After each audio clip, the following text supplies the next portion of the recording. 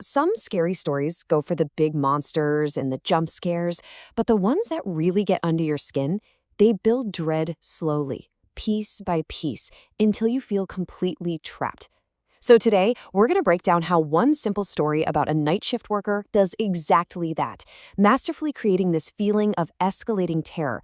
So the story kicks off with this line, and it seems pretty innocent, right? But it's actually an incredibly powerful hook. It's a promise to us, the reader, that whatever started small is about to get a whole lot bigger. And just like that, we're on edge, already looking for what's wrong before it's even really shown up. Right away, the story sets up the absolute perfect environment for fear. A lonely warehouse, deep in the middle of the night. Our narrator is totally isolated, surrounded by nothing but the quiet, creaky sounds of an old building. And his exhaustion is key. It makes him the perfect unreliable narrator. So you're left wondering, is he just tired, or is something really going on? And you gotta notice how subtle these first events are. A clipboard that's not where he left it. A locked door that's suddenly open a crack. I mean, each one of those is completely explainable on its own, right? Easy to just brush off as a mistake or a trick of the mind. But when you put them together, they start to create this creepy little pattern of wrongness that plants that first seed of doubt. Okay, so this is where everything changes. That vague, is it in my head feeling becomes a very real, very direct threat from the outside. The question completely shifts from, am I imagining things to, wait, who is out there? Now, what's really clever here is that the story doesn't just say it was late. It gives us a super specific time, 3:17 a.m. And that specificity is so important. It tells you this isn't just some random event. It feels like a ritual. It establishes a pattern, which makes the threat feel deliberate, intelligent, and worst of all, creepily punctual. So let's just walk through how brilliantly this builds the suspense. First, you hear a sound from a door that's never used. Instant mystery.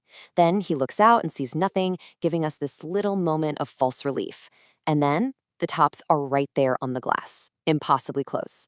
The story just plays with our expectations, yanking the threat from way out there to right in the narrator's personal space. And this description, wow, it's just so chilling. The source of the fear isn't a monster, it's not a weapon, it's a smile that is just fundamentally wrong. It's like the uncanny valley of horror, right?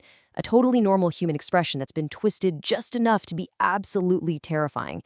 It's way more unsettling than just being angry because it feels calculated, inhuman.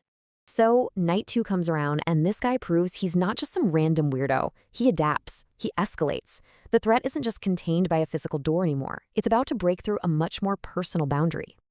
This is where you can really see the terrifying logic of it all. The progression is so deliberate. The stalker is just methodically breaking down every single barrier. First, the physical wall of the building, and then the personal privacy of the narrator's own phone. Each step is just designed to make him feel more and more isolated and powerless. Okay, so our narrator, he tries to take back some control. He hears the knock, and this time he decides to just ignore it. And this is a moment we can all relate to, right? That hope that if you just don't engage with something scary, it'll just go away. But does it work? And then he gets this call, and this one line just changes everything. The man isn't just knocking, he's watching. He knew the narrator was in there, and he knew he was being ignored. The whole power dynamic just flips on its head. This is no longer a random encounter. This is personal. This is surveillance. And here we are. We've hit the climax of the story. The one place our narrator thought was a sanctuary, the inside of the locked warehouse, is about to become the most dangerous place he could possibly be. That safe line between outside and inside, it's about to get completely erased. So, what happens on night three? The story breaks its own pattern. And you know what? The silence that follows is somehow even more terrifying than the knock itself.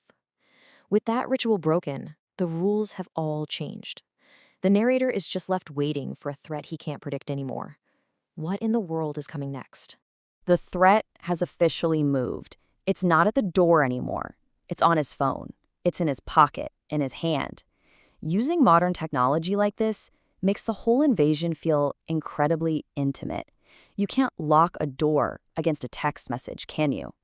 This right here, this is the point of no return. The stalker isn't outside trying to get in, he's already inside. In that 1 second, the warehouse transforms from a shelter into a cage. And our guy, he's locked inside with him. And then we hear it again. That signature sound. But the meaning has completely changed. It's not a request to be let in. It's an announcement. It's basically saying, hey, I'm here with you. And that question just throws us right into the narrator's frantic, panicked mind. You can feel the panic, right? He's trapped. He's scanning this familiar room that has suddenly become totally alien. The sound is coming from somewhere it shouldn't be, and his entire sense of reality is just crumbling. And then the final, absolutely terrifying reveal. He was never at the door. He was never trying to get in. He was there the entire time, just out of sight, watching. It's that ultimate primal fear, isn't it? The monster isn't at the door. It's already in the room with you. But wait, the story doesn't just end there. Because real horror, it sticks with you. It lingers. Escaping the building doesn't mean escaping the fear. This final part really explores that psychological aftermath, the trauma that follows you all the way home. See, what makes this so scary is how the threat itself evolves. It starts as something external, something you can lock a door against, but then it becomes something internal. It literally moves from outside the building to inside the building, and then inside his personal life, becoming this thing you just can't escape. And honestly, this ending is what makes the whole thing so effective. There's no resolution. He quits his job, the police come, and they find absolutely nothing, which just makes him feel even more alone in this. And then, a week later, that final photo, it confirms his absolute worst fear. The threat was never the warehouse. The threat is him. He never actually escaped. And that right there, that's the absolute core of psychological horror. The story's power doesn't come from any violence, but from the complete and total destruction of the feeling of safety. It's the chilling idea that someone knows your routine, can see you when you can't see them, and can get into any space they want, whenever they want. So the story leaves us, and the narrator, with this one final haunting question. It's not just his question anymore, is it? It becomes ours, too. The threat is unresolved, still out there somewhere. And by leaving us with that thought, the story makes sure that a little piece of that dread follows us long after we're done reading.